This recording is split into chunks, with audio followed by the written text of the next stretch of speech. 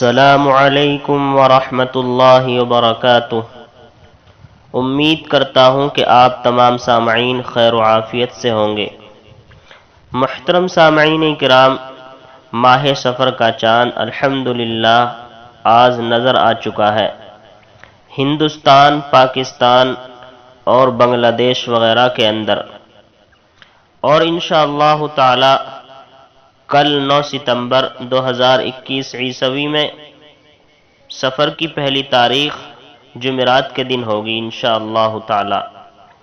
تو محترم سامعین کرام، روزانہ اسی طرح معلومات حاصل کرنے کے لیے، چاند کے بارے میں خبریں جاننے کے لیے اور حالات کے اعتبار سے حدیث شریف حاصل کرنے کے لیے آپ ہمارے اسلامک ڈیٹ چینل کو سبسکرائب کریں اور فائدہ اٹھائیں۔